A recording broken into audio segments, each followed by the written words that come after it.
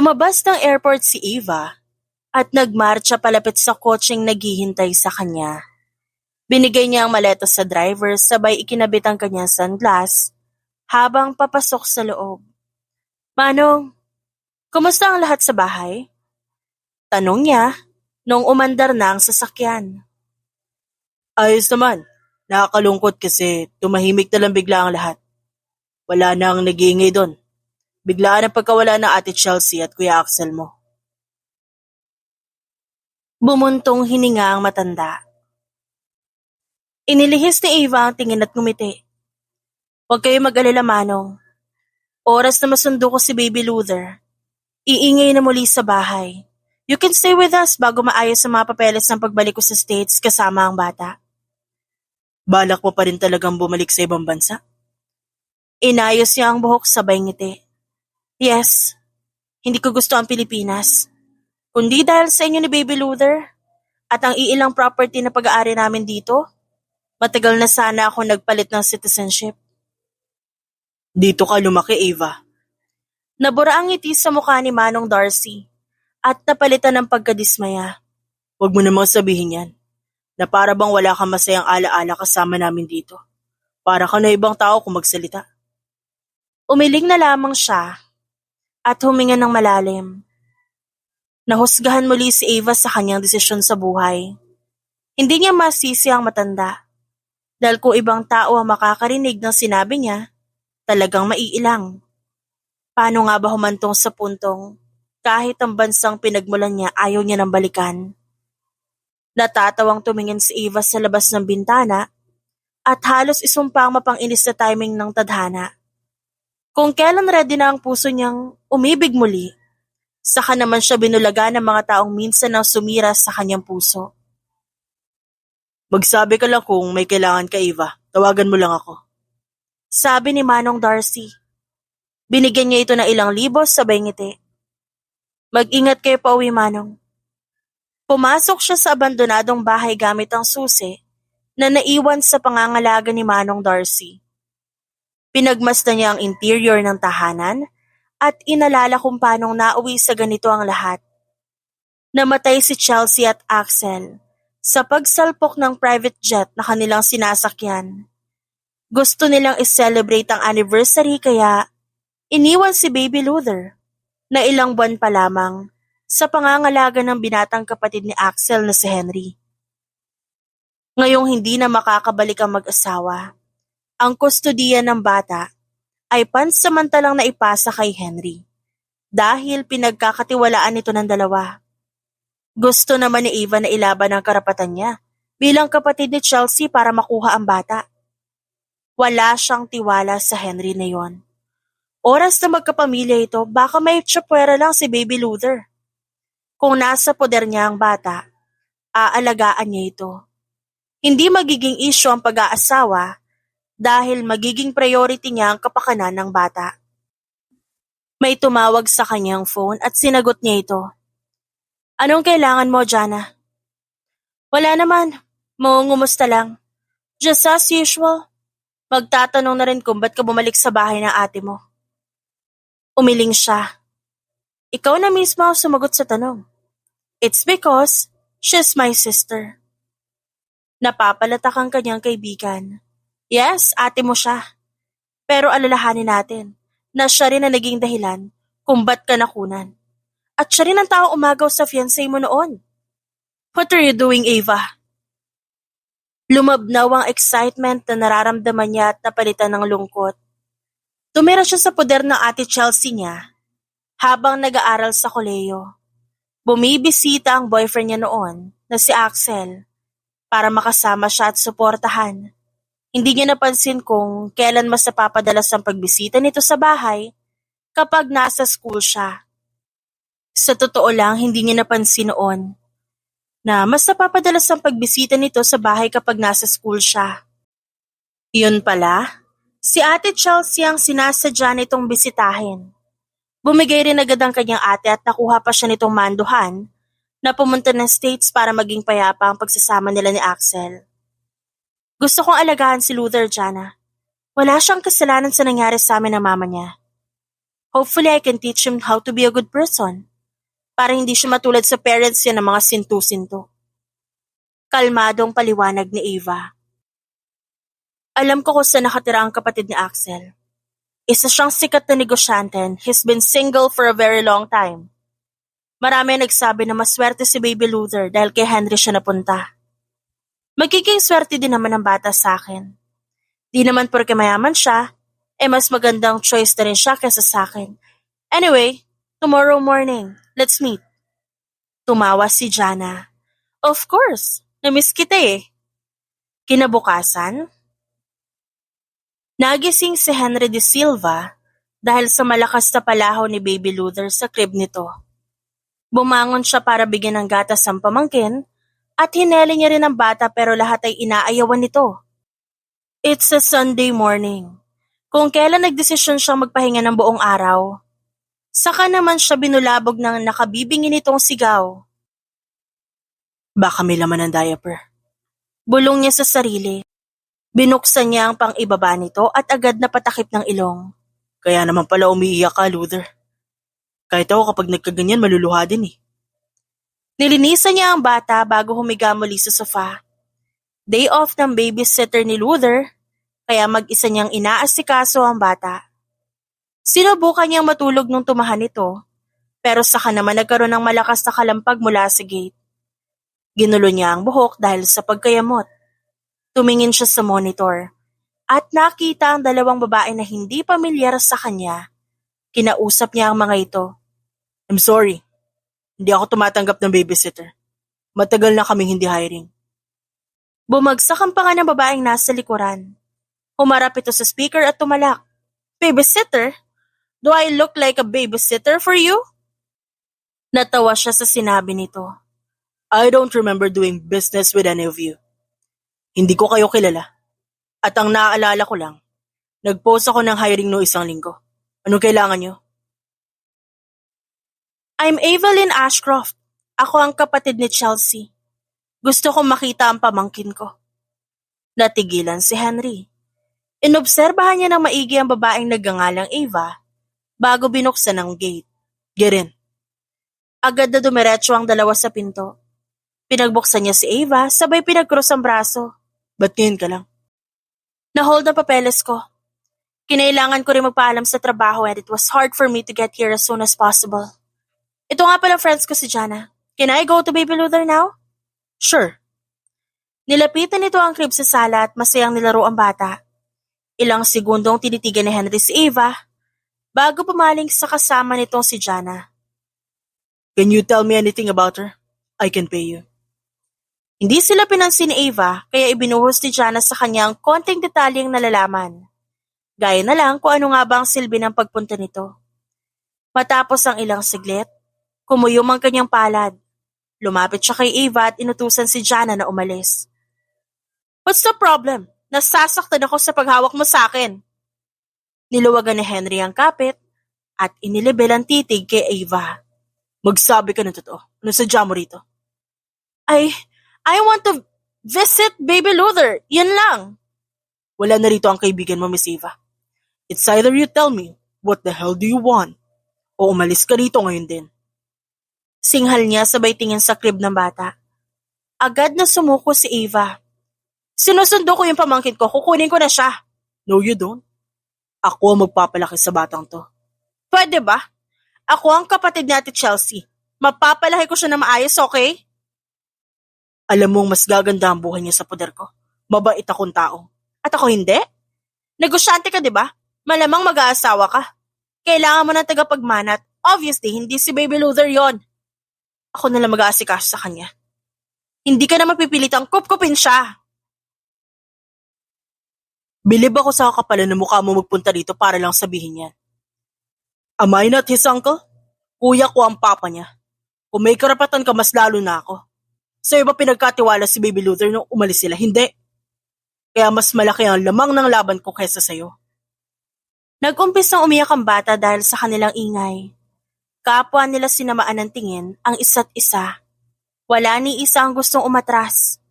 Naunang nilapitan ni Ava ang bata upang aluin ito.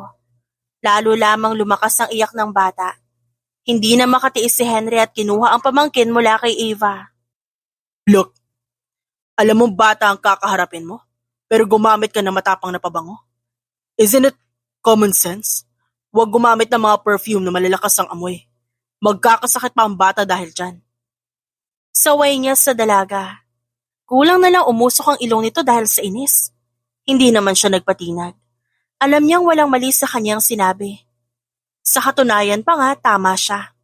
Second, yung damit mo may sequins. Bulaklak ang design. Kapag yumakap ka kay Baby Luther, may chance pang makain niya yan. Are you really thinking of him? Look, Ava, you're not fit to take care of this baby. Hayaan mo na lang ako. Walang mangyayaring masama sa kanya. I can support him until he's old. No, hindi kita kilala. Paano ako makakasiguro mababantayan mo siya na maigi? Hindi pwede. Napahilot na lamang si Henry ng ulo. Nagmamatigas si Ava at hindi niya alam kung paano ito paatrasin. Kung desidido nga itong palakihin si Baby Luther, baka mahanap niyang paraan kung saan sila hindi nila kailangan mag-away at bagkus ay magtulungan pa alang-alang sa bata.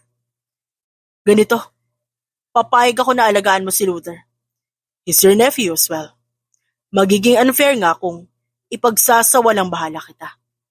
Paano kung sabay na lang nating palakihin ang bata? You can take care of him.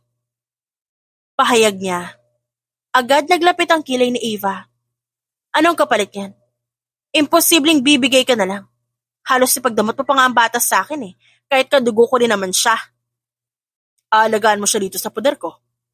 Wala akong pakialam kung ano man tumatakbo dyan sa isip mo. Basta ang akin lang. Lalaki si Luther na natatanaw ko siya at napoproteksyonan. Bumagsak ang panga ni Ava. Naghuhuramentado nitong tinuro ang kanyang muka. You're too selfish! Paano naman ang karir ko abroad? Ibalak mo nga siya ilayo sa akin. Para bang hindi ka rin makasarili. Pati ang desisyon mo. You know what? Sabihin mo na sa akin ngayon pa lang kung anong desisyon mo. Pumapayag ka ba o hindi? Para matapos na ito usapan natin. Demand niya matapos patahanin ng batang umiiyak. Hindi mo man lang ako bibigyan ng isang gabi para makapag-isip ng mabuti? Hindi. Sa tingin mo ba? Sina Ate Chelsea at Kuya Axel, may choice din ba sa usapang ito? Ito na ang resulta ng lahat, Eva. Ang dapat nating gawin ngayon, magkasundo para sa kapakanan ng pamangkin natin. Are you okay with it or not? Pagmamatigas na aniya. Napahawak si Eva sa ulo. Ilang saglit pa itong tumahimik bago umiling. Sorry, hindi ko kaya. Nag-aral ako ng mahabang panahon para makipagsabayan sa abroad. Tapos ikukulong mo ako dito para lang mas maging komportable ka?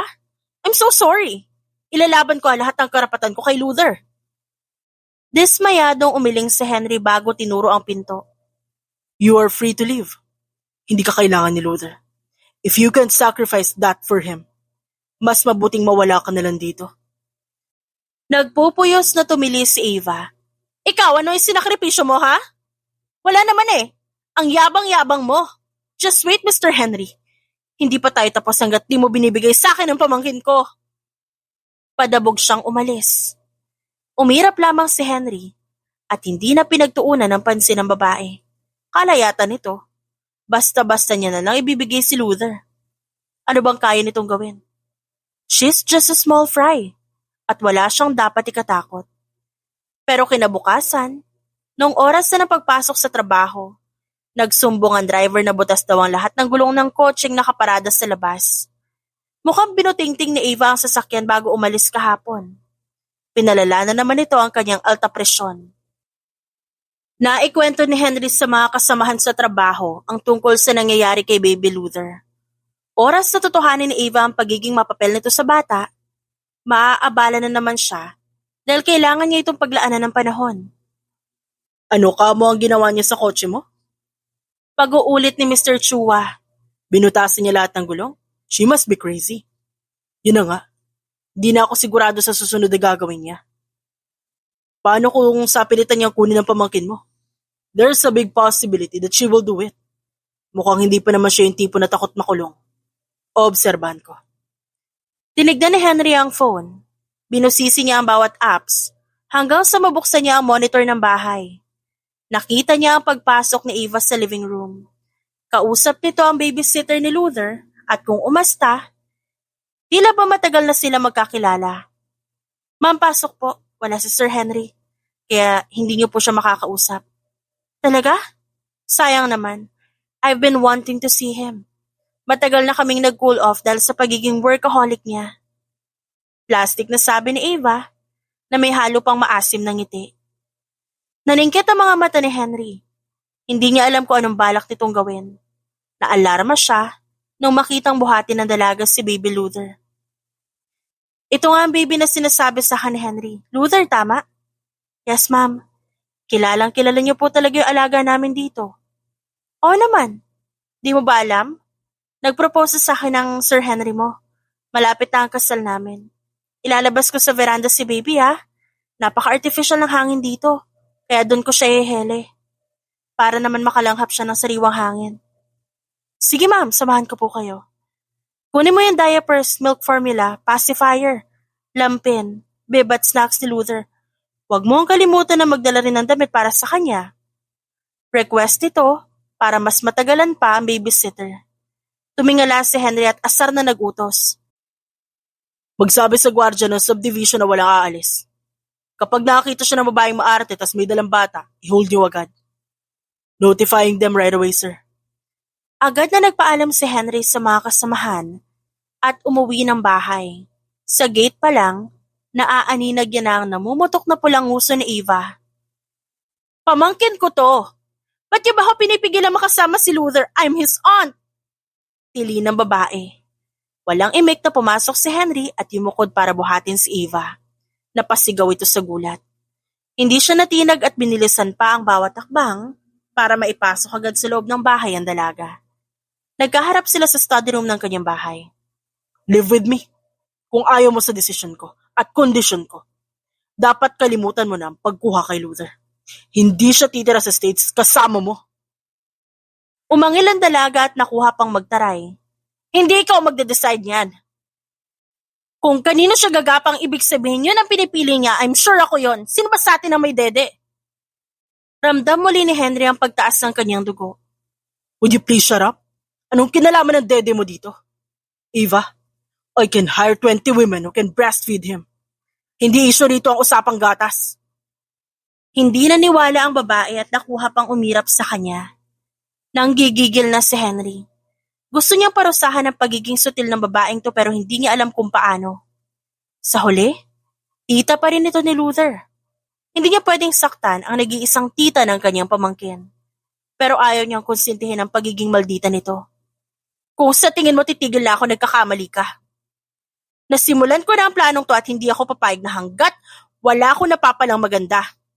Okay? Inilapit niya ang upuan dito. Tinitigan niya sa mata ang babae. Anong binabalak mo ha? Talaga bang di ka nag-iisip? I can sue you for what you did, Ava. Eh di gawin mo. Tapos, magpapaawa ako kay Baby Luther kapag malaki na siya at yun ang pag-aawayan niyo. Umingo siya at napailing. Hindi to palabas, sweetheart. Itigil mo na yung pangangarap mo na gising. Inilapit ang dalaga ang mukha sa kanya at ngumisi. Pangarap nga ba? Kung ngayon palang threatened ka na? Ano bang natapos mo para matakot ako sa'yo? Hindi kasing ganda ni Ate Chelsea. Mas mas matalino siya sa'yo. I couldn't care less about your existence, Ava. Nangingialam ka lang ngayon, kaya napilitan akong pansinin ka. Agresibong sabi niya bago umayos sa pagtayo. Natulala ang babae. Hindi ito makapagsalita ng matagal. Kinabahan naman si Henry dahil mukhang may nasabi siyang talagang tumagos sa dibdib nito. Umahon ng pagkailang sa kanyang puso. Look, sinayang mo ang oras ko, kaya nasabi ko yan. Nadadala naman ako sumayo sa usapan, pero masyado mo ako iniinis. Do you know how many meetings I have missed?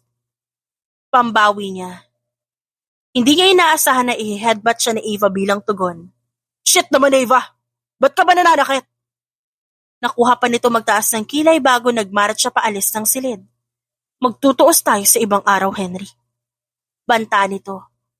Nasapo ni Henry ang kumikirot na noo at pagod na napasandal sa pader. Ngayon pa lang parang gusto niya nang sumuko para pagbigyan nito. Kaso hindi naman siya mahina. Para basta nalang ibigay si Luther dahil lang sa pang-aasar nito. Kung may point man si Ava, ito ay dapat kapamilya ng bata na nag-aalaga dito. Sayang nga lang. At umaayaw si Ava sa gusto niya mangyari. Gayunpaman, kung talagang kumbinsido ito sa desisyon, baka pwede nilang palambutin ang isa't isa. Ang matalo, siya ang mag-a-adjust. Umaga pa lang kinabukasan, halos lumagpas na sa tenga ang ngiti ni Ava. Suot niya ang mamahaling blazer at pencil-cut skirt at balak niyang pumunta sa headquarters ng kumpanya ni Henry. Kung ano man na makitang magandang gawin doon, yun ang kanyang pagtutuunan ng pansin. Di naman siguro ganun ka-secure ang entrance nila. Nasagot ang kanyang tanong na makapasok siya sa company building. Lumapit siya sa receptionist at sinubukan makipag-close dito. Pero hindi gaya ng babysitter, ang babae ron masyadong istrikta. Ma'am, strictly no appointment. No meeting po tayo rito. Ako pa mapapagalitan kung magpupumilit kayo. Asar namang naghintay si Ava sa lounge area. Naiintindihan niya na hindi siya pwedeng manggulo ng basta-basta rito. Kailangan niyang i-approach ang sitwasyong ito ng may kalmadong utak at malinis na puso. Nakita niyang bumaba si Henry mula sa isang private elevator. Agad siyang nagtatakbo palapit dito.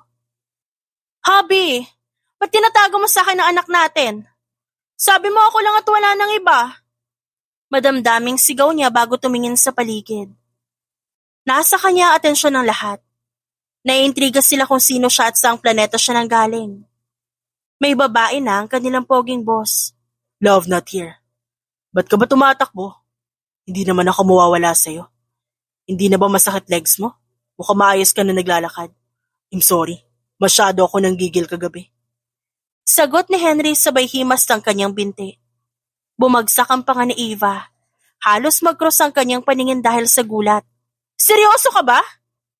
Kinapit ni Henry ang kanyang bewang at nakuha pang halikan ng kanyang noo. Huwag kang maginarte. Gusto mo ako ipahiya? Ano ka ngayon? Tumalikod si Ava at nagdadabog na naglakad papunta sa entrance. Hindi niya magawang lingunin si Henry sa takot na baka nakamasid dito ngayon. Maabutan niya pa nakangisi ang binata, talagang babalikan niya para barurutin ng heels sa leeg. Asar talaga. Hindi na ako nakakausad laban sa kumag na yun. Ba't pa ang bilis niya mag-react? Talagang hindi man lang siya nandiri. Gigil na sabi niya bago pumara ng taxi. Sinundo siya ng isang sedan. Akala niya may kipag-usap sa kanya si Henry. Yun pala, ihahatid lang siya ng driver nito. Ma'am, pinapasabi ni Sir Henry na huwag kayo magpapadala sa galit. Komento ng lalaki nagmamaneho. At bakit naman Aber? Ewan ko ho. Pero ang sabi niya, makakasama raw sa pinagbubuntis niyo. Ma'am, hindi po namin ipagkakalat yon. Maging-maingat kayo sa dinadala niyo. Nag-aalala si Sir Henry. Malamang pati siya hindi na mapakali. 5 months na po ba yan? Kumibot ang kanyang kilay. Hindi ako buntis. Talaga po? Huwag na kayo mahiya. Si Sir na nagkumpirma eh. Mukhang 5 months na rin yan tiyan niyo. Naluluha na si Ava. Gusto niyang tirisin ang lalaki. Busog lang ako. Bloated. Kasi malapit na ako reglahin. Ano ba? Ay sige. Okay po. Tumahimik sa wakas ng biyahe. Pero hindi pa naman noon magawang pakalmahin ang tumatambol na inis sa kanyang puso. Sa kabilang banda, kapag napukaw ang interes ni Henry, gagawin niya ang lahat para malaman ang totoo. Yun ang naging dahilan kung ba't nag-hire siya ng isang investigador para malaman ang background ni Ava. Ang alam niya, hindi ito close kay Ate Chelsea. Hindi naman sila ganun kalapit dati ni Axel kaya wala rin siyang alam sa buhay ng kanyang kuya. Saka lang siya naging involved nung makasalang dalawa. Ex-girlfriend pala ni Axel si Ava. Naging sila sa loob ng 1 taon bago pinatos ng kanyang kuya si Chelsea. Ayon sa mga nakakaalam, malubhang nasaktan ng dalaga. Lalo pa noong kampihan ng mga magulang nila si Chelsea kahit pa si Ava naman ang naagrabyado. Naantig ang puso ni Henry. Mas nag-igting ang kagustuhan niya na manatili si Ava sa Pinas at alagaan ang kanilang pamangkin. Magna cum laude. She has a bachelor's degree in fine arts. Masaya ang sabi niya. Mataas din ang pinag-aralan ni Ava. She was able to survive the life abroad kahit mag-isa lang siya. Oo nga po. At ang narinig ko, hindi rin naman siya kailanman nagka-boyfriend ulit. Mailap siya sa mga kalalakihan. Napatango siya. Mabuti na lang at hindi nawasak ang diwa nito matapos ang ginawang pagtatraidor ni na Axel at Chelsea. Kung sa kanya nangyari yon, baka isumpa niya rin ang lahat sa mundo. Mabuti na lang at naging malakas ang dalaga. May isang bagay na hindi pa kumpirmado dahil itinago ng parents ni Eva ang totoo tungkol dito. Dagdag ng investigador. Nakunan siya at ang kuya mo ang may kasalanan. Tila may kutsilyong tumarak sa puso ni Henry. Hindi niya malunok ang laway dahil sa nalaman. Nakuha niya pang insultuhin si Eva noong isang araw. Wala naman siyang kaalam-alam sa nangyari noon. Kaya nagmamatigas si Eva dahil baka napapaalalahanan nito ng anak na nawala. Kahit hindi ito nailabas, hindi may tatanggi na may attachment na nabuo si Eva at ang batang yon, na marahil naging dahilan ng paglayo nito papuntang abroad. Napahawak si Henry sa ulo. This is all just his assumption. Ang tanong, nakarecover na kaya ng buo si Eva? Baka saktan nito si Baby Luther. Kamukhang kamukha pa naman ng bata ang yumaon niyang kapatid. Baka matrigger ito at malungkot lang si Eva. Hindi niya pwede ibigay ang bata rito. Naaawa man siya, kaligtasan ng dalawang nakasalalay sa sitwasyon. Makalipas ang isang linggo, nakipag-meet ulit si Henry kay Eva. Akala ni Eva na tinag na ang binatang ito pero nang maupo siya sa magandang table for two setup, ibinungad ito ang isang malagim na balita. I'm going to pursue Luther's legal guardianship. Sa ganon, hindi mo na kailangang ipilit ang hindi naman na dapat. Pwede kang bumisita kung gusto mo, pero hindi ka pwede magkusa sa pagdedesisyon sa kanya. Malamig na sabi nito. Nawala ng ganang kumain si Eva. Dahil ba to sa tingin mo wala akong pera? Ang totoo niyan, sa akin ipinangalan ni Ate Chelsea ang lahat ng yaman niya. Hindi ko alam kung bakit. Maybe she felt guilty. Hindi lang yun dahil doon. Alam ko ang nangyari sa pagitan niyo ni Kuya Axel. I'm sorry. Kung nandun lang ako ng time na yun, baka napigilan ko siya. Baka napagsabihan ko si Kuya na huwag maging abusado. Matagal na ako nakamove on dyan. Masyado pa akong bata that time at nabulag ako sa galit na naramdaman ko. I can handle Luther on my own, Henry. Kaya sana naman bigyan mo ako ng chance. Huwag mo ako maliitin masyado. I'm actually happy that you're here.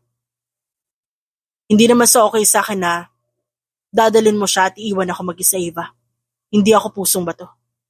So wala ni isa sa atin na mag-a-adjust, ganun ba? Ipapakabait na nga ako eh. Gusto mo magwala ako dito? Ito pa nga ang hindi ko gusto makuha ni Luther mula sa'yo. You are being manipulative, Eva. Hindi maganda pag-uugali yan. Tumayo siya para duruin ang mukha nito. Pinipilit mo akong gawin to eh. Minamaliit mo ako. Tapos papalabasin mo, wala akong sense kausap. You can have whatever you want. Si Baby Luther nga lang ang gusto ko, pinagkakait mo pa? Sumunod si Henry at nakipagtitigan sa kanya. I'm giving you my terms, Eva. Sadyang gusto mo lang na ibigay ko sa'yo lahat. Saka nakakita na negosyante nag-invest sa isang bagay na malulugi siya. I want you to stay with Luther or get the hell out of our lives. Ganun lang kadali yun. Pagkatulad lang kayo ng kuya mo, oportunista. Hindi napigilan ni Henry ang galit at napahawak ito sa kanyang leeg. Lumamig ang mukha ni Eva. Akala niya sasaktan siya ng binata. Yun pala, higit pa rito ang mangyayari. Wag mo ko itutulad sa lalaking yun. Kuha mo? Gigil na bulong nito. Sumiklab ang galit sa mga mata ni Eva. Ano, sasaktan mo ako? Kung ganon, hindi nga kayo magkatulad kasi mas worse ka sa kanya. You ugly piece of crap! Naputol ang kanyang sigaw nung siilin ni Henry ng halik ang kanyang labi.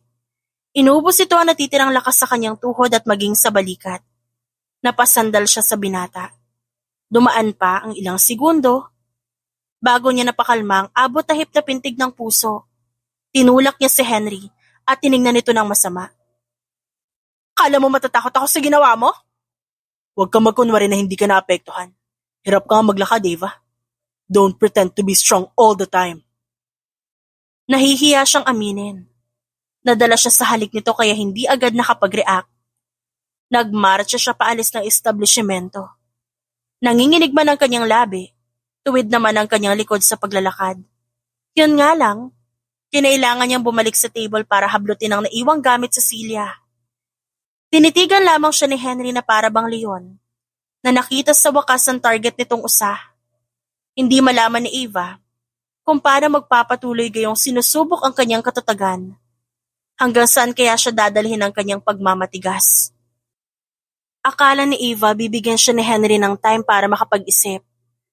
Mukhang wala talagang hiya sa katawan ng binata dahil makalipas ng 3 araw, nagpadala ito ng imbitasyon sa isang event. Isasama raw nito si Baby Luther, kaya pwede siyang pumunta bilang +1. Binigyan niya ng chance ang lalaki. Total 1 beses lang naman mangyayari ito, hindi na siya mag-iinarte. Ito po ang dress na binigay ni Sir Henry, ma'am. Sabi ng sekretary nito. Thank you. Blue dress? Hindi kaya isang color theme party ang kanilang pupuntahan? Sinundo siya ng driver ni Henry makalipas ang ilang oras. Lumabas siya at inihanda ang sarili sa event na dadaluhan. Pagkarating niya, hindi naman pala color coordinated ang mga bisita. Sadyang gusto lang ni Henry na makipag-couple dress sa kanya. Maging si Luther, blue rin ang suot na damit. Natawa siya. Hindi mo alam kung anong gulo niyang sinusubukan mong simulan, Henry. Para mo na rin sinabi sa lahat na may asawa at anak ka na. Kailan ba ako kumilos na hindi pabor sa akin? Let's get in. Nakuha pa nitong bumeso bago ibinigay sa kanya ang bata. Umiti si Luther at nilaro ang hawak na pacifier. This is Eva. Ito naman, si Luther Von de Silva. Pagpapakilala ni Henry. Bumati naman ang isa sa mga guest. Grabe boy ah, tahimik ka lang pero mabilis ka. Kusang dumating sir. Di ko naman pwedeng palagpasin ang pagkakataon. Natawa si Eva. Kung anong angas ng lalaking ito sa kanya, siya namang kabaliktaran nito sa mga nakatatandang negosyante na kilala. Ba't ka natatawa dyan? Akala mo kung sino ka matapang na tigre sa harap ko. Tapos pagdating sa kanila, para kang takot na tuta. Nang iinis na sabi niya. Well, pasensya na. Kung di ako ganun kalakas gaya na iniisip mo. I have enough power to get by. Pero hindi ko inaabuso yon para lamang makalamang sa ibang tao. Hindi lang kasi pera ang naiipon sa ganun, Eva. Marami ka ring kaaway na makikita sa paligid mo. Hindi mo kailangan tumingin sa labas at maghanap ng kalaban. Kahit nga sa loob ng bahay. May mga makakasama ka na akala mo kakampi. Yun pala'y kalaban na nagdi-disguise. Pagtalak niya habang inaalo si Baby Luther. Kinuha ni Henry sa kanya ang bata bagong umiti. Huwag kang mag-alala. Wala na rin naman yung mga nabanggit mo. You're alone now. Kaya hindi ka na matatakot na baka sa pagtalikod mo, bigla na lang may sumaksak sa'yo. At hindi ka pa nila ipagtatanggol. Anong wala na? Nandyan ka pa, no? Ayaw mo nga ibigay sa akin ng pag-aalaga kay Luther eh. Napahalak ka kang lalaki. Talagang naipasok mo pa yan ha? I'm telling the truth, okay? Maliban na lang sa custody ni Luther, wala kang dapat ipag-alala laban sa akin. I'm honest and kind, Eva. Talaga lang ha? Yes. May kumukuha ng picture. Magtabi tayo para nasa gitna si baby. Agad siyang kumilos at lumapit kay Luther. Pinunasan niya naglalaway nitong bibig bago nakangiting bumaling sa kamera. Noong tignan niya ang kopya na nasa photographer, makikita namang nasa kanya ang atensyon ni Henry at hindi sa kumukuha ng larawan. Nailang si Eva. May kung anong haplos sa kanyang dibdib. Ayaw niya mang palalimin ang nadarama. Ramdam niya ang unti-unting pagtupok ni Henry sa kanyang malamig na puso. May parte naman sa puso ni Henry na umaasa. Nag-kiss na sila ni Eva. Kaya inakala niya na baka mapupukaw ang interes nito na magmahal pero sadyang bato yata ang laman ng dibdib nito. Hindi man lang siya binigyan ng kahit ekstrang sulyap man lang pauwi. Ilang linggo niya na itong pinipilit isama sa mga event at nai-issue na siyang may tinatagong pamilya. Pero sa kabila noon, wala naman masyadong kinaharap na kontrobersya si Henry. Ang hindi niya lang matagalan ay ang paulit-ulit na panunukso sa kanya ng mga kaibigan. Kung sineryoso mo lang na pakikipag-date sa ibang babae, baka posibleng nagka-girlfriend ka na ngayon. Stop liking a woman who don't even like you back, Henry. Sabi ni Denver. Hindi ako patay na patay sa kanya, no? Hindi nga. But the fact that you chose to let her stay, iba yon. Kundi si Ava ang tita ni Luther. Baka matagal mo nang sinampal ng pera at binalaan na wag nang babalik dito. Siguro, natipuhan mo si Ava. At nung malaman mo na tita siya ni Luther, iniisip mo na baka may magagawa ka pa. At baka may kung anong espesyal na pwedeng mabuo. Talak pa ni Jonas sabay iling. Ganito na lang. Total, walang pakisayo si Ava. Irereto kita sa mga kakilala ko. Mas mabait, mas submissive. Di mo kailangan makipag-away para lang tanggapin ng isang babae yung balak mo. It should be given. Ikaw si Henry De Silva. Pag-angat pa ni Denver sa kanyang bangko, lumakas ang loob ni Henry. Okay, susubukan ko yung mga naisip niyo.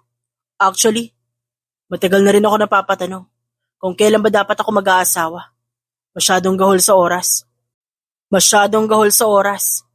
At ngayon lang ako nakaharap na isang dalagang magpapakaba sa akin. Baka kapag nasimulan ko na makapag-date, malilimutan ko na siya. That's right. Pumalakpak pa si Jonas. Yan ang dapat, Henry. Makikita mo, hindi ka magsisisi. Lumipas ang 2 linggo bago napansin ni Ava na may kakaiba kay Henry. Kung dati, halos araw-araw siya nitong isinasama sa lahat ng pupuntahan, ngayon naman, dumalang na hanggang sa wala na talaga siyang natatanggap na imbitasyon. Noong una, iniisip niya lang na baka busy ang binata. Pero nung matanggap niya ang balita na may kinikita na raw ito na ibang babae sa restaurant, natulala siya ng matagal. Pinuntahan niya si Baby Luther upang kalaruin. Pero hindi nagtagal, umalis din siya para hanapin si Henry. Tawagan niyo ako pag nagising na si Luther, ha? Paalam niya sa babysitter. Unang ginambala ni Ava ang sekretary ni Henry. Dahil kilala na siya nito, naging madali lang nahingian ng address ng babae patungkol sa amo. Pumunta siya sa restaurant ng walang ibang goal kundi tingnan ang kausap ni Henry. Kung talagang hindi siya nito pinansin, alang-alang sa babaeng nakilala, dapat malamis universe ang beauty nito. Dahil kung hindi, manghuhusga siya ng matindi. Hindi pa rin nakakalimot si Ava kung paano siya ininsulto ni Henry dati. Malayo pa lang, nakita na siya ng lalaki. Hindi niya ito pinansin at mas piniling umupo sa mesang katapat ng 2 kumakain ng lunch. Umorder siya ng isang pasta dish bago inilublob ang sarili sa librong nabili niya noong nakaraan. Tungkol ito sa bagong teknik ng pagguhit. Ginaya niya ang mga nasa larawan gamit ang dalang ballpen at papel. Nawili siya sa ginagawa hanggang sa malimutan si Henry at ang katabi nitong babae. Oh, this is great. Bulong niya habang nagsishading. Talaga bang pumunta ka lang dito? Para i-testing ang galing mo sa pagdrawing? Untag ni Henry bago umupo sa kanyang tabi. Tinignan niya ang katapat na table at nakitang wala na ang babaeng kasama nito kanina. Naistorbo ba kita? Pasensya na, ah. Malamig na sabi niya bago nag-umpisang kumain. Hindi na ganoon ka-fresh ang pasta dahil sa pagkakababad nito sa sauce. Tamad nang umuya si Ava habang nagpapatuloy sa pagguhit. Hey, talaga bang di mo ako papansinin? I mean, hindi naman ako achiever. Wala rin negosyo o milyones sa bangko. Sa tingin ko, hindi ko deserve yung pagpansin mo. Kung sinabi mo lang na gusto mo pala na atensyon ko, baka sakaling nag-alok pa ako na ikaw ang isama rito.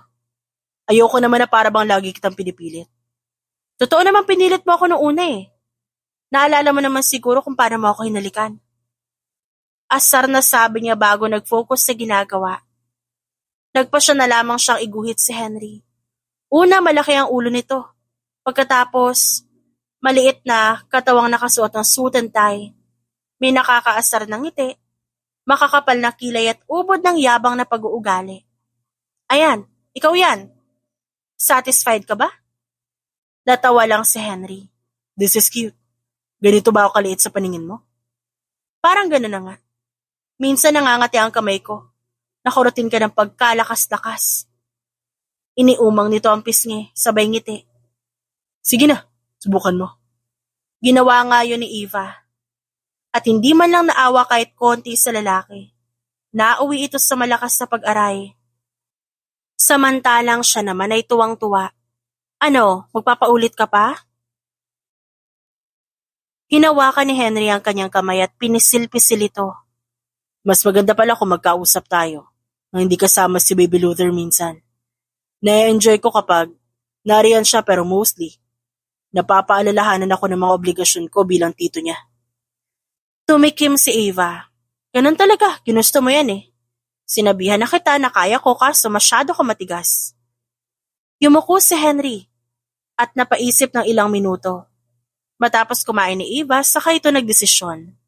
Okay, bibigyan kita na 1 buwan para mabuhay ng kayo lang ni Baby Luther. Kung makayanan mo siyang alagaan, he's yours. Pero kapag di mo kinaya, you would have to agree to my terms, Eva. Walang ibang salita, ito lang. Tumango si Eva ng makailang beses. Sure. Uulitin ko.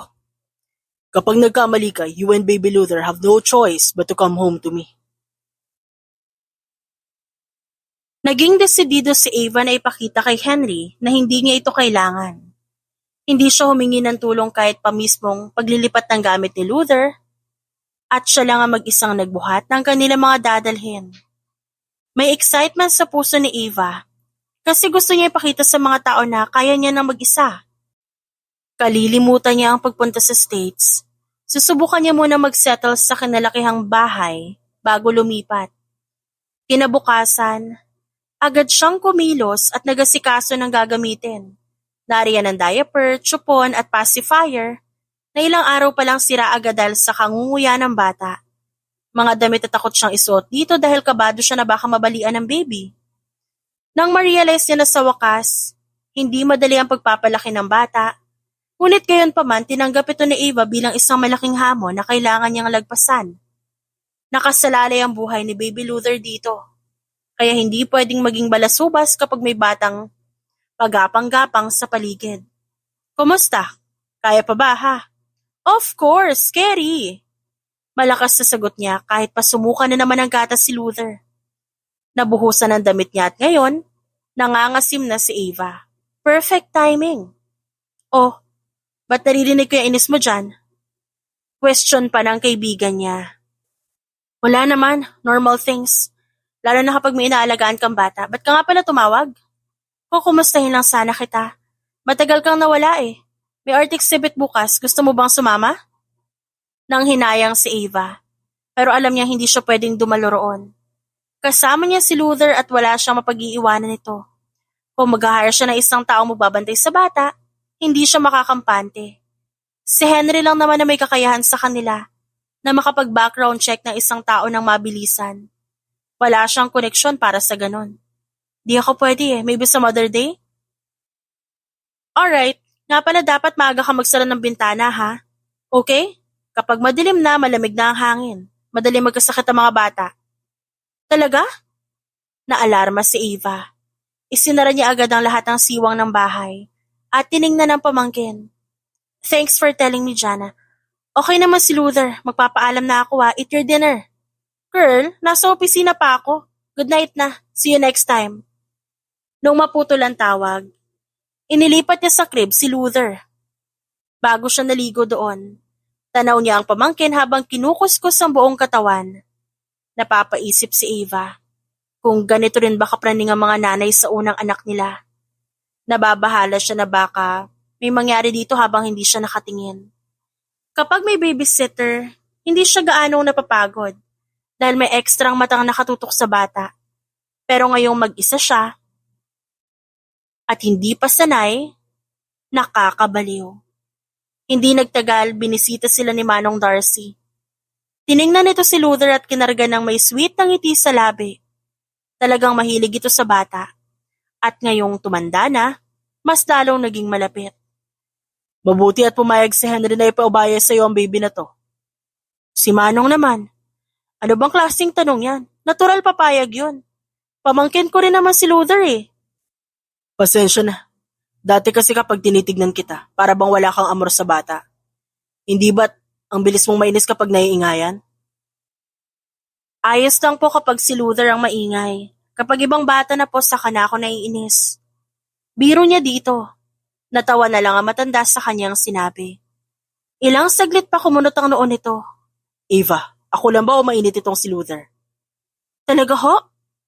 Iniwan niya ang hinahandang merienda para pagtuunan ng pansin ang temperatura ng bata. Hindi niya masigurado kung dahil lang ba ito sa room temp ng silid. Kaya kumuha na siya ng thermometer mula sa first aid kit. Nakita niyang medyo mataas nga ang init ng katawan nito. Kumuha siya ng gamot at pinainom agad ang baby. Ayan na po, nakainom na siya. Sana naman bumuti na agad ang kalagayan niya. Alam mo noon, hindi ako kumbinsido na makakaya mo nga bantayan si Luther na maayos. Ngayon nakikita ko kung paano ka mag-alaga. Masasabi kong nasa mabuting kamay ang pamangkin mo. Pagbutihan mo pa, Iha. Napangiti siya sa sinabi nito. Sana lang, naririnig ni Henry ang pahayag ni Manong sa kanya. May magagawa rin naman siyang tama. Hindi dapat siya minamaliit ng mokong na yon. Ngunit kinagabihan, sinubok si Ava sa pagtaas ng lagnat ni Luther. Lahat ginawa niya para mapatahan ito. Pero mukhang may iniindang sakit ang bata na hindi niya kayang pawiin. Kulay kamatis na ito at hirap ng huminga dahil sa haba ng pag-iyak. Nanginginig na ang kamay ni Ava nung denial niya ang numero ni Henry. Mas lalo siyang namutla nung mangisay si Luther at tumirik ang mga mata nito. Henry, kinukumbulsyon si Luther! Sumbong niya habang buhat-buhat ang bata. Agad na sumaklolo ang lalaki. May nakahanda na pala itong van sa labas ng bahay. Ready na sumaklolo kung sakaling magkaroon sila ng problema. Naisugod ang bata sa ospital. Naagapan ang pangingisay nito at nagsimulang maging stable ang kalagayan matapos gamutin ng pediatrician. Henry! Sigaw niya nung makita ang lalaki. Halos lumuhod siya sa harap nito bilang paghingi ng tawad. Hindi ko alam kung ano nangyari. Kani-kanina lang ayos na naman siya, tapos bigla na lang tumirik yung mata niya. Yung bibig niya nagkulay asol. I'm so sorry. Sorry. Akala niya pagagalitan siya nito. Ang totoo niyan, handa na si Eva na marinig ang pagmumura ni Henry. Kung ganito siya, kawalang kwentang tiyahin. Ngayon pa lang, pumapayag na siya na hindi na muling guguluhin ang bata. Sadyang kinilabutan siya sa nakita kanina. At yun ang beses na nasaksihan niya ang ganon. Nakainom ka na ba ng tubig? Tanong ni Henry. Get her some water. Warm. Ikuha mo na rin kami ng kumot dito. Yes, sir. Natulala si Eva ng ilang segundo bago naiiyak na umiling. Hindi ka ba galit? Ang bakal nga kinakalawang. Tayo pa kayang tao. Imposible magkasakit? Yumuko si Eva at pinipilit ang sariling mga kamay. Naituwid ang mga ito. Naging tahimik sila ng ilang segundo bago muling nagsalita ang binata. Ayos ka na ba? Kalmado na ba yung isip mo? Oo. Good. Hindi yan ang unang pagkakataon na kinumbulsyon ng pamangkin natin. Nung mawala ang parents niya, naggaganyan din siya na halos mapanot din ako nung gabing yun. It was really exhausting. Pero dahil may babysitter naman ako, hindi ako ganong nataranta. Alam nila kung anong dapat gawin. Salaysay ni Henry. Nakahinga siya ng maluwag. Mangiyak-iyak niyang ininom ang tubig na binigay ng tauhan. Akala ko talaga. Dahil sa akin kaya siya nagkaganon. First time ko makita yun, promise. Akala ko mawawala na siya sa atin. Niyakap siya ni Henry.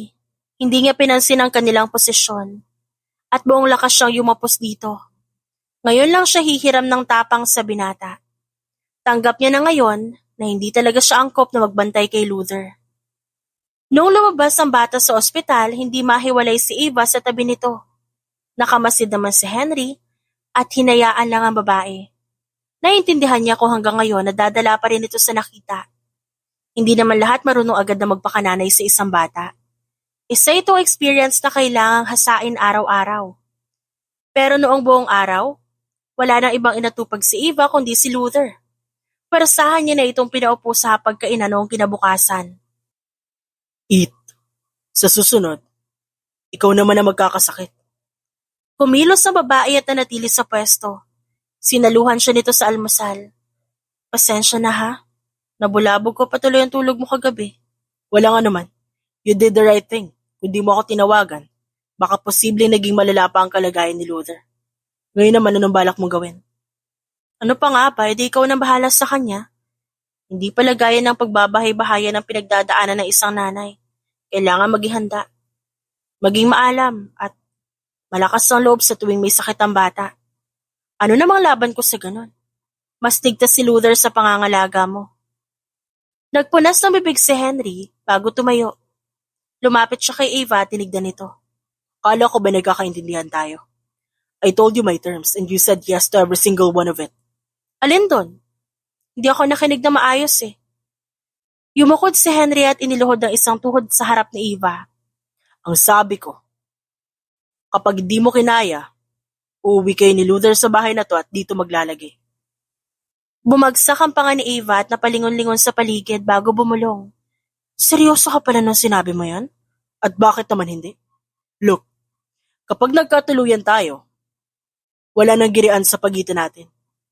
Hindi na natin kailangan hatiin sa dalawang atensyon ni Luther kasi pwede natin siya palakihin ng sabay. Di ba maganda yon? Binitiwan ni Eva ang kubyertos at humarap sa kanya. Ano namang makukuha mo maganda sa deal na yun, Aber? Tatanggap ka lang na isa pang palamunin. Problema ko na ang tungkol sa pagpo-provide para sa'yo. Tungkol sa una mong tanong sa tingin ko, alam mo na ang sagot dyan. I have kissed you, Eva. At ikatutuwa ko kung bibigyan mo ako ng chance sa maulit pa yon. Why don't we give this a try? Yumuko si Eva at napaisip. Ang hindi nito alam, hindi rin sigurado si Henry kung tatanggapin mo siya ng dalaga. Gusto niyang subukan bago pa man mahuli ang lahat. Dahil nandito na ang pagkakataon, sayang naman kung di niya susunggaban. Bigyan mo ako ng panahon. Subukan natin magsama dito ng ilang buwan. Kung walang problema, saka tayo mag-usap muli tungkol dyan. Nakahinga ng maluwag si Henry. Pilit niya itinago ang ngiti, pero hindi yan nakalampas kay Eva kaya tinampal nito ang kanyang noo. Pumasok ka na rin sa loob at na makapag-ayos ka na. Pupunta ka pa sa trabaho. Kinuha niya saglit ang kamay ni Eva upang kantilan ng halikang palad. Binilisan niya ang pag-alis bago pa man siya maabot ng mapangsabunot nitong kamay. Lumipas ang ilang buwan. Ngayong palagi nang nagsistay si Eva sa bahay ni Henry, kailangan niyang maghanap ng paraan para hindi maboard at mapakinabangan ng pinag-aralan. Pumupunta siya sa mga kakilala upang maghanap ng contracted work kung saan gagawa siya ng iilang project o kahit aalalay lang sa mismong gagawa ng costume o di naman kaya painting. Bumabalik siya kapag hapon na at gising na si Luther upang laruin ito. O hindi naman kaya, paiinumin ng gatas. Nakahiligan niyang abangan ng pag-uwi ni Henry, lalo pat kapag may nadadaanan nitong magandang art piece sa mall, inuuwi para ibida sa kanya. Pinapaliwanag niya naman sa binata ang disenyo o pinanggalingang panahon ng estilo ng palamote habang sila'y kumakain. Anyway, di ka ba sasama sa Autumn Art Festival ngayong linggo? Wag na, may susunod na taon pa naman. Ani habang nakalingon sa crib ni Luther. Hindi natin siya iiwan dito. Ako ang magbubuhat sa kanya total day off ng babysitter tuwing Sunday. What do you think? Napalunok si Eva. Seryoso ka? Kailan ba ako nagdalawang isip sa sinasabi ko? Get your camera ready for that day. Para naman makita ko yung original pieces na mga ina-explain mo sa akin. Sure! Nabuhayan siya ng loob. Dahil sa tuwa, nagawa niya pang ipagsalok ng ulam ang binata. Habang sila'y naghahapunan. Kumain ka pa, Henry. Thank you. Hindi makapaniwala si Eva na talagang isinapuso nito lahat ng kanyang sinasabi. Akala pa naman niya, sumusunod lang ito sa kanyang bawat pagtango. Iba pa rin ang init sa puso kapag nakikitang pinapahalagahan nito ang mga hilig niya sa buhay. Hindi lang si Luther ang gusto nitong alagaan kundi pati na siya mismo. Lumaki si Eva sa kakapiranggot na atensyon ng mga magulang. Naaasar siya sa sarili. Dahil konting pagpapakita lang ng konsiderasyon mula sa ibang tao, agad niyang kinakapitan. Wari, ay batang ngayon lang nabigyan ng candy. Ipinagdadamot at ayaw makihati sa iba. Pagsapit ng linggo, excited na gumising si Eva para bihisan si Luther. Pagkatapos niyang ihanda ang bata, si Henry naman na nagpakain dito habang siya nag-aayos sa banyo. Makalipas ang ilang oras, handa na silang lumabas ng bahay. Wait, magdadala ako ng payo. Sumampa siya sa kotse pagkatapos kunin ang payong at bumaling kay Henry. Saan tayo magla-lunch mamaya? May naisip kang lugar na magandang puntahan? Yup, ito sanang seafood resto. Yan ay kung hindi ka allergic sa lamang dagat. That's good. May nakapagsabi sa akin na masarap ang hinahanda dyan. Isa sa mga kadate mo na nakaraan? Umarko ang kilay ni Ava. Natawan na lamang si Henry. Umirap siya at umarting walang pake. Ano ba? Naitatanong ko lang eh. Yung assistant ko may sabi. Kala ko pa naman wala na sa'yo yung date na yun. Hindi nga ako makapag-focus sa kaharap ko. I was too busy looking at you. Gusto kong tignan ko ano yung kinawiwilihan mo i-drawing. Napangiti siya sa wakas. Hinugot naman ni Henry ang laman ng bulsa. Anyway, tignan mo yung nasa loob. Anong meron? Nandiyan ang drawing na binigay mo sa akin. Sana mapalitan ko na maayos yung portrait na yan. Ikaw, ako at si Luther. Hindi ko may pagyabang ng lubos eh. Akala nila ninakaw ko lang mula sa printer namin. Napahalakak siya sa paghihimotok nito. Sige, sikapin natin magkaroon ng magandang picture mamaya. Pagkarating sa venue, agad na sinalubong si Ava ng mga kakilalang artist. Kahit si Jana present para makihalubilo sa iba nilang kabatchmate noon. Teka, is that Henry De Silva? Lumapit si Henry sa kanya at umakbay. Mukhang maraming kakilala si Ava rito. Are you guys her friends? Kumusta? Hi, ay itong bata sino to? Luther Von De Silva, inaalagaan namin ni Ava. Tipid na sagot ng lalaki na nagpalawak sa imahinasyon ng mga kababaihan. Tinangay ng mga ito ang kanyang braso upang makipag-usap. Girl, may anak ka na pala? Natawa siya. Parang gano'n na rin. Ang ganda ng piso to Sinong artist? Lokaret ka Alam ko yung ganyan mo. Sadya iniiwasan mo lang yung issue, magsabi ka. Alright, fine. Ikinuwento niya ang nangyari kay Chelsea at Axel. Nagpapalit-palit ang awa, saya at pagkamangha sa mukha ng kanyang mga kaibigan. Si Jana lang ang hindi nagulat dahil alam na nito ang ibang detalye. Wow! Ayoko sabihin to kay Axel since he's gone, no? Pero dahil tayo-tayo na lang din naman na nandito, ito na yata yung karma niya. Nakunan ka dahil sa kanila, di ba? Kaya heto, ikaw ang nagbabantay sa anak nila tapos nakatuluyan mo pa ang kapatid ni Axel. Maging si Jana napatango sa sinabi ni Elaine. Yan din ang opinion ko. Lumingon siya sa direksyon ni Henry at umiling. Huwag niyo na nga isipin yan, kawawa na nga yung bata eh. Kung may ibang bagay man na masasabi kong swerte ako, siguro dahil kay Henry yon. You like him? Higit pa dyan. Sa tingin ko nga hindi sapat na nakikita kami araw-araw. Kinalimutan ko na yung plano ko magpunta ng States dahil mas nagugustuhan ko na rito. I want a deeper connection with him. Yung may assurance ako na dapat ako lang at wala ng iba. Laking gulat niya nung yumakap sa kanya ang mga kaibigan. Nasisiyahan ng mga ito dahil for the first time daw, bumukas muli ang kanyang puso at nagpapasok ng tao. Matapos ang buong araw na pagliliwaliw, si Henry ang unang nagyaya na lumabas sila upang kumain. Hindi agad na malaya ni Eva ang oras dahil sa pagiging focus niya sa mga nababasa. Nag-enjoy ka ba? Oh, si Baby Luther mukhang nagustuhan din niya lahat ng art doon. Kahit hindi siya ganong nakalapit, panay naman ng tawa. I've never seen him that happy. Sa palagay ko, nahawa na siya sa mga nakahiligan mo. Nung nasa poder ko siya, lagi kami nakikinig ng mga documentary. Yun na yata ang ginagawa kong pangheles sa kanya kasi napaka-effective. Teka, ito na yata yung restaurant na nasa online maps. Inabot ni Henry ang kanyang kamay at iginiya si Eva papasok ng kainan. Nagustuhan niya ang daddy vibe at buhat-buhat pa ng lalaki si Luther sa harap. Hindi kailanman nagreklamo si Henry sa kanilang pamamasyal. Dahil mas maalam siya sa pagkain ng seafood, ipinaghimay niya na rin ng lalaki, habang si Luther naman tulog sa tabi. Mukhang napagod dito sa wakas kaya naiwan kay Henry at Eva ang usapan habang kumakain sila. Sa year-end party ng kumpanya, maganda sana kung kayo na mga kaibigan mo mag-aasikaso. I will pay for everything. Gusto lang kita makitang focus sa trabaho. At bakit bigla mo naisip yan? Nakita ko yung video na isang lalaki habang gumagawa siya ng vase. Di ba't maalam ka sa pottery? Maganda sana kung makikita ko yun ng personal. Gusto mo mag-live show ako sa mga empleyado mo? Yung friends mo yung gagawa sa party. Tapos ikaw, Dapat private session at ako lang manonood. Iba yata yung exhibition na nasa utak mo, no? Sumulyap siya kay Luther bago nagangat ng kilay kay Henry. Natawa ito pagkatapos nagkibit balikat. A guy can dream. Pagkatapos kumain, naglakad-lakad pa sila ng ilang metro bago tinawag ang nakasunod na kotse. Naunang pumasok si Ava. Agad niyang pinaypayan si Henry at si Baby Luther. Mainit sa labas, ano? May tissue dyan sa gilid. Use it. Namamawis na yung mukha mo. Kumuha siya ng iilang piraso at unang inasikaso si Baby Luther bago si Henry. Panghuli, nilinisan niya rin ang sarili bago itinabi ang packet ng tissue. Tumikhim si Henry. Matagal ko nang gusto itong itanong sa'yo. Babalik ka pa ba na abroad? I mean, matagal na pero wala pa rin ako naririnig na sagot.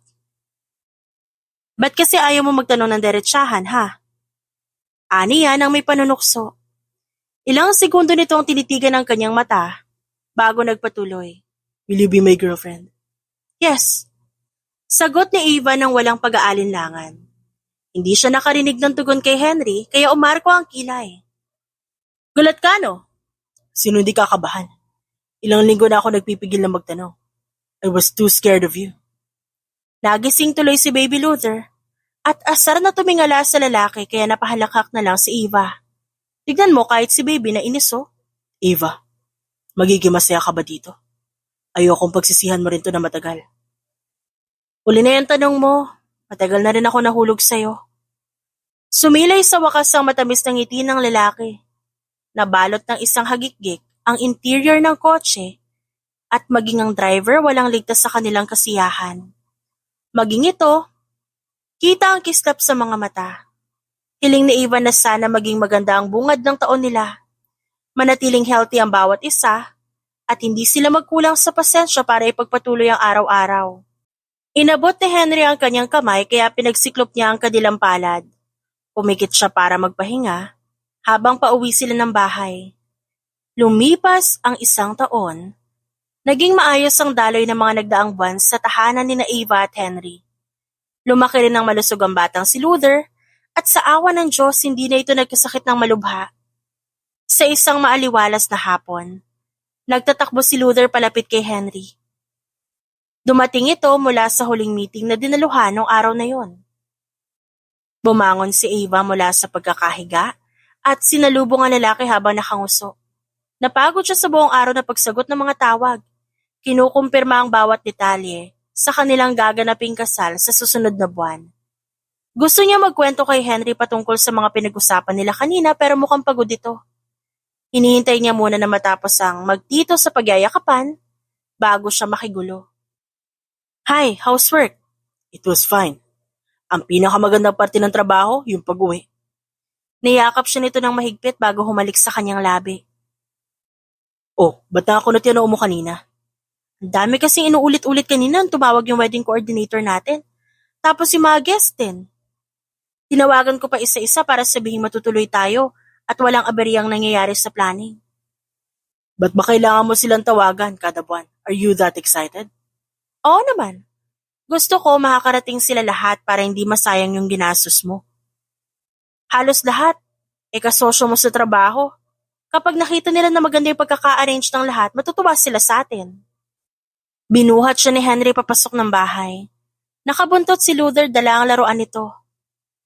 Ikaw lang ang nag-aalala sa kung ano iisipin ng mga yon. The moment the invitation was out, alam nila matutuloy tayo. I can't let you go, Ava. Alam niya ng lahat. Napangiti siya sa kabila ng kaba. May parte pa rin kasi sa puso ni Ava na ina-expect na ipagpapalit siya sa iba. Gaya na lang ng ginawa ni Axel sa kanya, gamit si Ate Chelsea. Somewhere in Ava's heart, she will never be enough. Hindi ko nagugustuhan yung titig mong ganyan. Ano meron? Kapag may nakita ka mas maganda, mas sexy at mas mahal mo kaysa sa akin, sabihan mo ako ng diretso wag na wag ka maglilihim. Mas kakayanin ko pang umalis ng kusa kaysa malaman ko niloloko ako. Kalmadong sabi niya. Nabura ang saya sa mga mata ni Henry. Magiliw siya nitong hinalikan sa noo. Hanggang ngayon ba rin ba? Yan pa rin na nasa isip mo? Na hindi ka kailanman sasapat? Di naman kasi ako ganun kagaling, Henry. Alam ko na minsan may pagkukulang talaga ako. But you have to admit, kahit ikaw hindi perpekto. Kaya kung magkakamali ako na hindi mo kayang tanggapin, ayos lang na iwan mo ko. Dahil doon, kasi pagpalit mo agad ako sa ibang babae. Humigpit ang yakap ng lalaki sa kanya at halos malunod siya sa bisig nito. I love how crazy you are, Eva. Sa mga sandaling gaya nito, saka lang ako napapaalalahanan na minsan ka na rin nasaktan dati. Ang confident na babaeng gaya mo. Naranasan na mabigo at traido rin ng mga mahal mo sa buhay. Humilig ito sa kanyang balikat at huminga ng malalim. Pangako ko na hindi na mauulit ang mga yan, Eva. I will protect our family. Tayo na lang laban sa buong mundo. Hindi kita bibiguin. Nakampante sa wakas si Eva. Pinagmasdan nila ang pamangkin na naglalaro sa living room. May mga panahon kung kailan hindi niya mapigilan ang nadaramang pagkabahala. Ano nga ba ang dapat gawin para malaman niya kung ano ang totoong nararamdaman ng isang tao? Napepeke ang mga salita. Nagagawang dayain ang mga gawa. Maraming paraan para maniwala ang isang tao at manatiling nakakapit sa ilusyon ng pagmamahal. Sa kaso ni Eva at Henry, kailangan nilang maniwala sa isa't isa. Dahil ang pundasyon ng pag-ibig ay ang determinasyong manatiling loyal sa kabiyak. Habang buhay na iintindihin at mamahalin, subukin man ng ilang dekada. Sa araw ng kasal, napuno ng eleganteng disenyo ang buong venue. Moderno ang elementong ginamit na swak sa kinahiligan ni Eva. Samantalang nariyan ang paboritong kulay ni Henry na itim at asul. Everything was elegant and beautiful. Naglakad si Eva sa aisle, suot ang puting wedding gown, bulaklakin at makintab. Hinulmang maigi ng maayos ang pang-itaas ng dibdib ni Eva, samantalang ang pang-ibabay lumulobo at sumasayad sa sahig. Sa kanyang pamilya, hindi niya naramdamang espesyal siya pero heto kay Henry. Tinrato si Eva na mistulang prinsesa.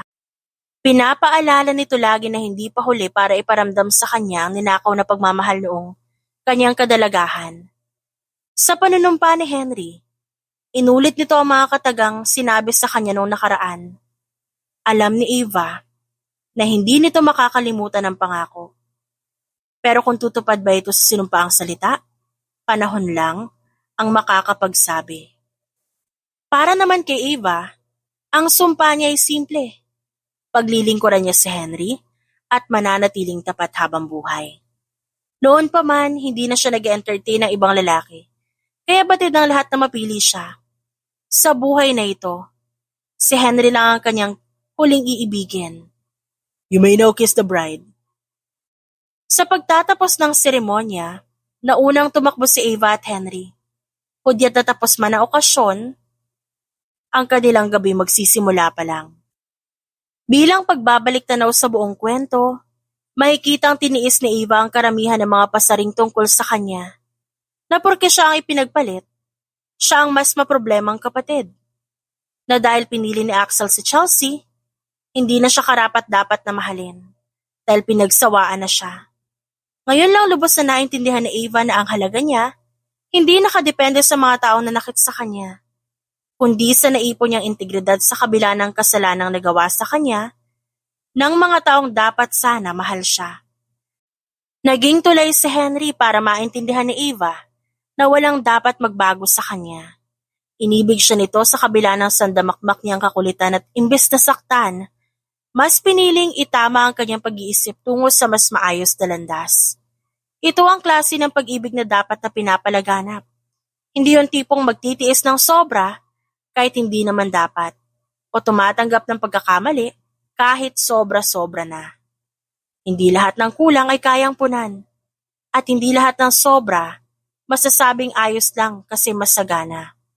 Sa huli, tinatanggap ng tao ang pagtrato na iniisip niyang akma sa sarili.